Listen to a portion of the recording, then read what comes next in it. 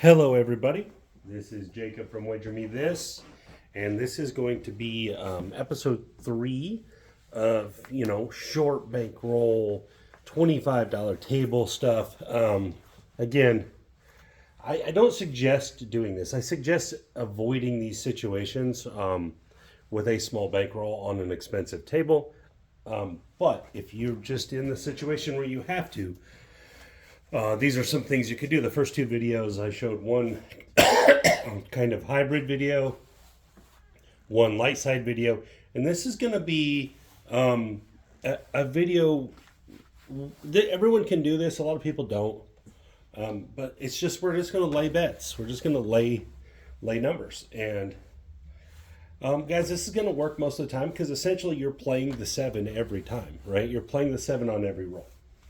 So what we're going to do, we're going to start here. Guys, most people prefer to lay the 4 and 10. It actually doesn't matter as far as odds to pay out, like probability to pay out. It really doesn't matter which one you lay. But it does matter from a gameplay standpoint. For example, it's more likely in a small sequence of numbers that you roll a 5, 6, 8, or 9 before a 4 or a 10. It's more likely, right? So you're more likely to win on the 4 or 10 in a very small sample size. But overall, over the course of, let's say, 1,000 rolls, they're all going to pay out equal because of the probability to pay out is all even on lay bets. Nothing changes. It's at true odds minus a vig. But in a small sample size, laying the 4 and 10, you're giving yourself a 2-to-1 probability advantage. If you're going to quit after you win, then you're going to be more likely to win than laying, let's say, the 6 or the 8 in a small sample size.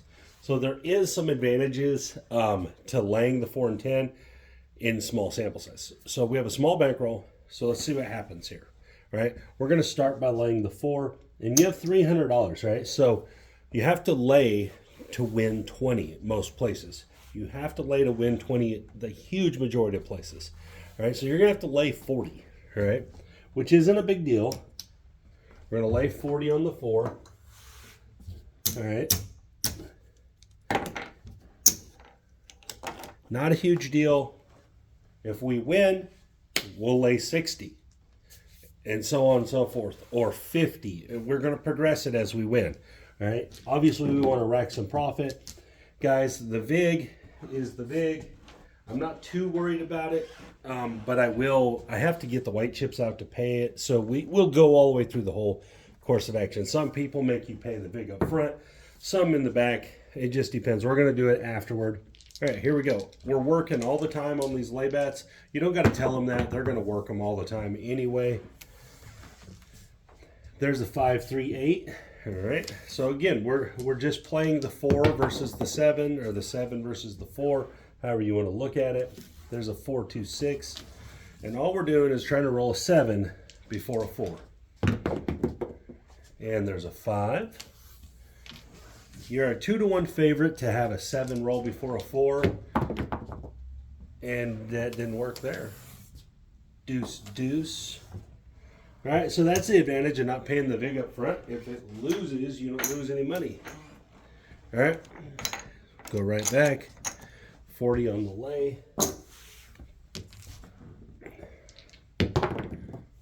Hard 8, that's the point. Good shot shooter, rolling hard ways, hitting points. Maybe on the wrong side of this thing. And a 7 on the come out.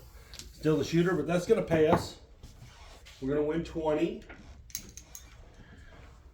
All right, we're going to have to drop this 5, get 5 ones. We pay our VIG.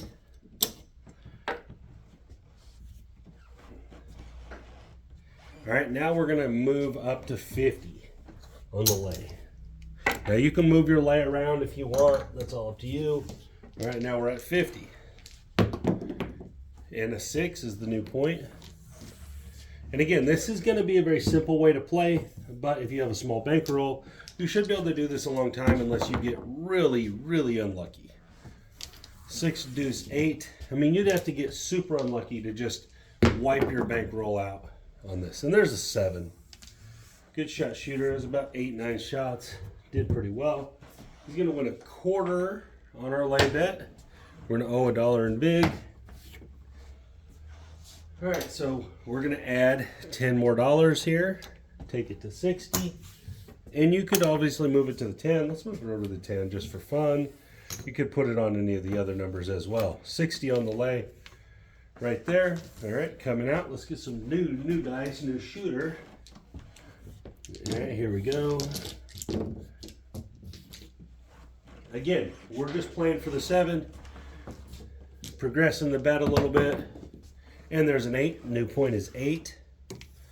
And again, you can put it on any bet you want, but the 4 or 10 are going to be in a short span, a short sample size. They're going to be more effective based on probability. And a back-to-back 8s, good shot shooter, hit his point. Here we go. Come on, 7. And there's a 3 on the come out. 1, 2, 3. And a 4. 4 is the new point. Good thing we got off the 4, right? Here we go. And we got an 8, 6 deuce. He's rolled a lot of 6 deuces. A whole bunch.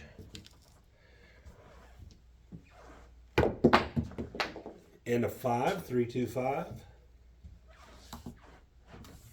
And again, all we're doing is we're trying to make the game easy because we don't have enough money to really be at the table. There's another 8. The 8 is hot. Hopefully people are making a ton of money on it. And a hard 4, that's the point. Good shot, shooter. This table's pretty hot. Here we go. We're looking for a 7 and a 9. 5, 4. 5, 4, 9. Okay. Right there. 10 knocked us off. I kind of had a feeling that was coming because the shooter was so hot. But it is what it is. We're showing a video here. All right. Now, you lost after 3 wins. Do you go back to the $60 level? All that's up to you. How aggressive you want to be. I'm just going to go back down to the $40 level. On the lay 10. Here we go. All right.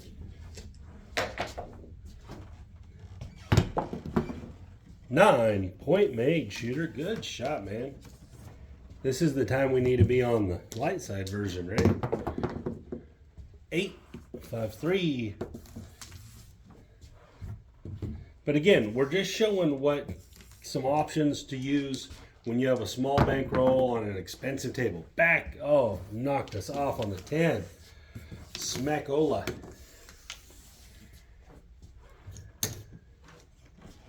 All right. I've definitely seen this happen before. I used to do a strategy where I laid the 4 and 10 all the time, and I had times where I would go 4, 10, 4, 10, and just beat me to death. But then I had other times where 3 or 4 7s popped in a row, and I made a bunch of money. So overall, it kind of evens out. You should only basically be down the big at the end of the day. That was a 4, then a 3. Can we have a winner? 8. Nice shot, shooter. And again, you know, you may have, you may see something going on the table. You might want to switch gears. 9. Where are all the 7s? What is going on here? That was not an 8, guys. That was a 9. All the 7s have disappeared. 4. 3, 1.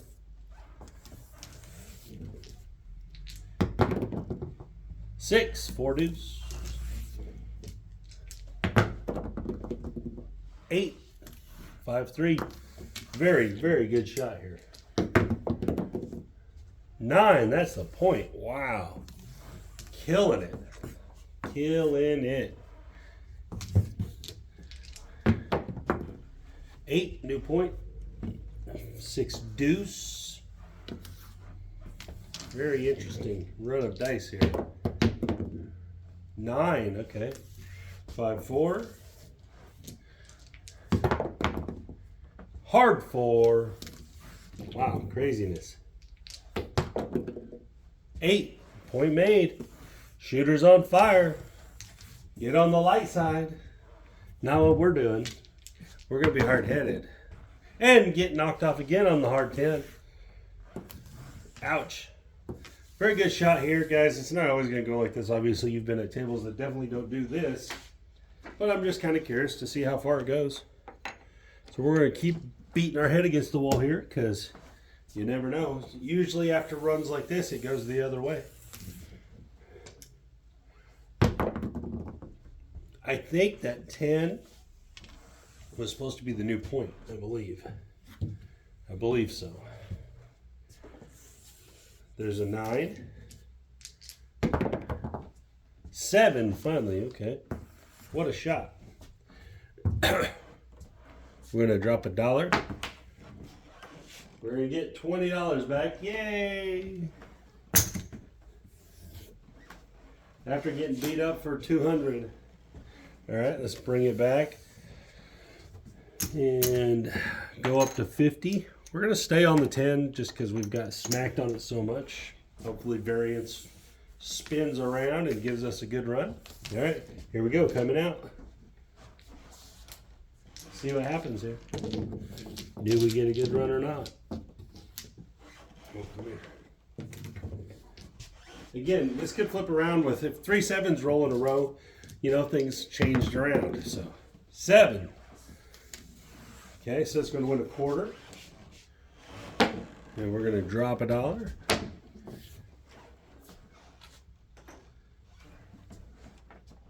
We're going to add $10. So we're up to 60 on that lay. All right, here we go. Come on, shooter. 7. See, this is kind of, usually variance is a weird thing, right? It does this kind of stuff. 60 is going to pay 30. We're still only $1 in vig. We're going to make $30.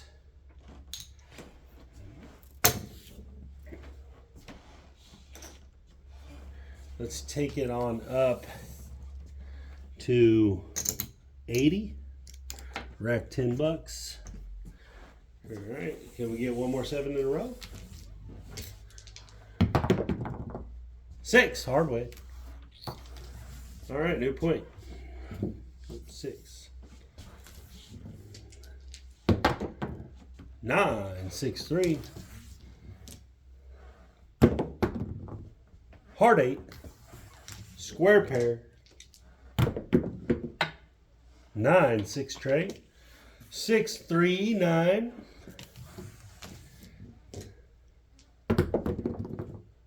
Aces in both places. Hard 6, hit his point with the hard way. Very nice, very nice. Yo! Another good thing about this is you're playing the dark side, but you don't have to dodge the come out. Back-to-back yo's. Very nice shooter. And an 8, new point.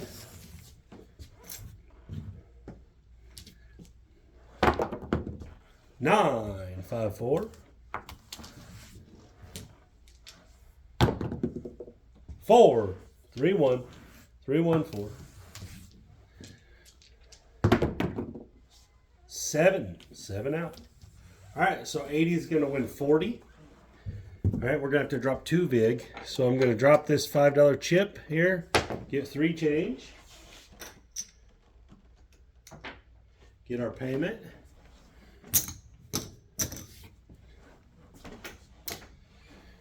All right, we're at 80. We're going to go on up to 100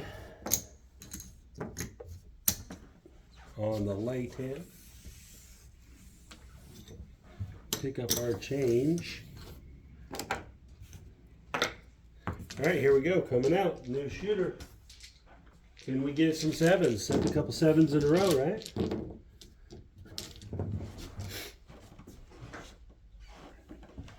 Here we go. 5 is the new point. 3 deuce. 3 deuce 5. 4. 3, 1, 4. Oh, smackola, hard 10. Come on back, Mr. $100. All right, we might have been a little aggressive there because we definitely could have kept that 100 and we would have been basically even. But you guys got an idea of what I'm showing here. That long roll with all those 10s knocking us off, that's pretty unusual. It's not always going to go that way. Let's just put them all on one lay, see what happens, just for fun. See where we're at. Okay, so there's 150, 170. Let's go 170 on the 4. 170 lay 4. We'll bring back 85. All right, here we go. 7, nice. 4 tray 7. $85. That is a $4 vig, so I'm just going to pay 81.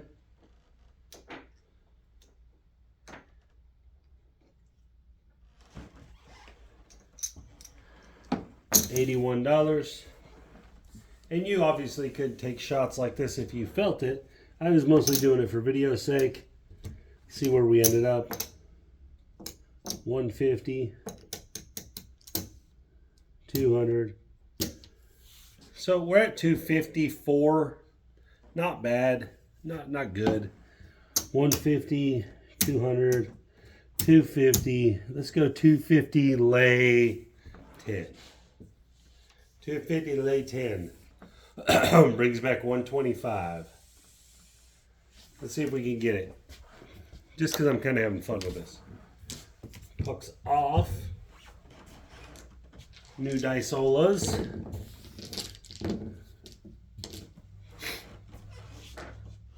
Here we go. See what happens.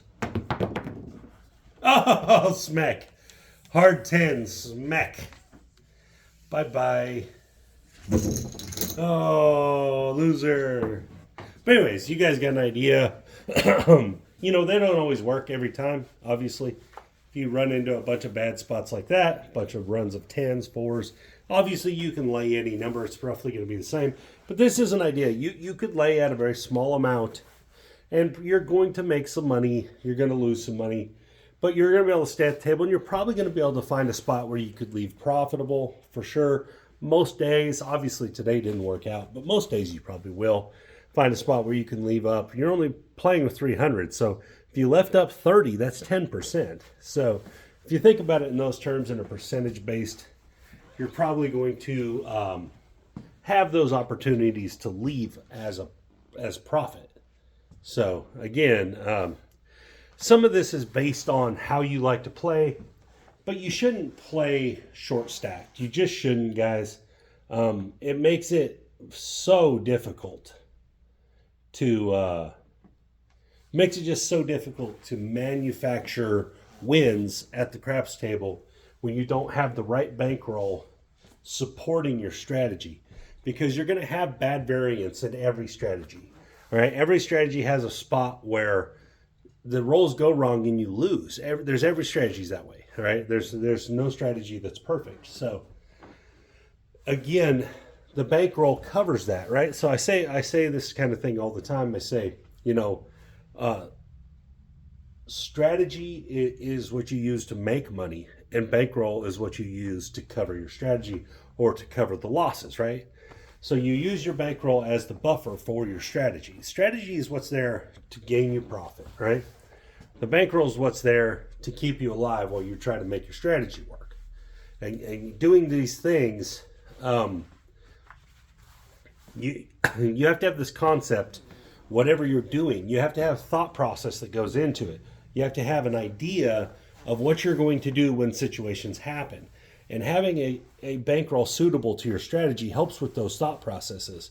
Because if you have a bad run, you don't get so concerned, or, for example, you don't get, frustrated or whatever. Like if you're playing with $5,000 and you're playing 160 across, losing 3 or 4 in a row, it's not going to bother you. But if you're playing with $500 and you're playing 160 across and you lose 3 in a row, you're in trouble.